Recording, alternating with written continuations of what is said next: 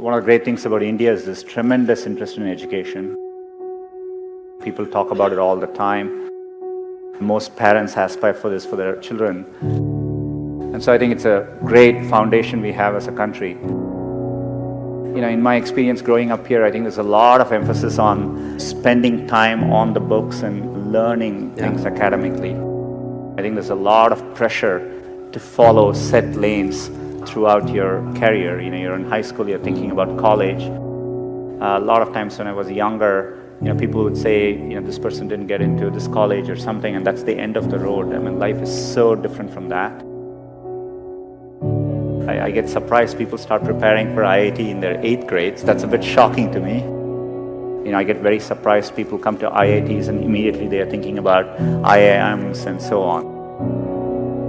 The US, for example, most students don't choose their majors till their final year. So people explore different things and find what they're really passionate about. The way I dealt with these things was try and feel what I really enjoy doing and pursue that.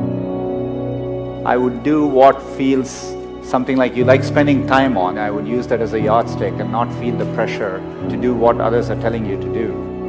I've always wanted to work on computing, build computing products. The thing which still keeps me going is the desire to build products which will be used by billions of users and makes a difference for them. That's what I've been focused on.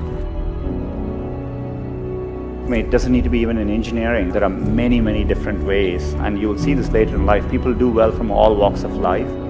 I think education needs to evolve and change just like with everything else. Getting into an elite institution doesn't guarantee success. It matters a lot, but it doesn't guarantee success. I would like to see people value creativity, value experience of doing things, taking risks. It is important to be well-rounded. I would encourage people to try different things, take some risks, follow their passions a little bit more, enjoy what you're doing. And what matters most is loving what you're doing and trying to do well at it. So I think if you follow your heart and do what you like, you will always do much better. It's worthwhile taking risks and trying to do something you're really excited by. And if the first attempt you don't do it, you can try again, and things tend to work out in the long run. If you work on really difficult things, you're better off because you have no competition. Others aren't working on that difficult a problem. Even if you fail, you end up doing something great in the process. You want to aim high enough that you fail a few times. I think that's the natural part of the process. Setbacks actually don't matter. In Silicon Valley, part of the reason so many people start up a company is, starting up a company and even having failed, you can wear it like a badge of honor. And I think that's important. Culturally, risk is rewarded. So I think it's important to keep your hopes, keep your dreams, and try to follow them. Most of how life plays out is up to you, not up to what happens outside of you. And I think it's important to keep that in mind and take the long-term view. Some point in your life, you have to work with people where you feel a bit insecure, because that means you're working with people who are better than you and who are pushing you. If you actually feel very secure in what you do, it means you're doing something comfortable and you're not pushing yourself. There are many, many times I've felt working with people in a group, am I doing enough? These people seem much better than me, and I think it's an inherent part of learning.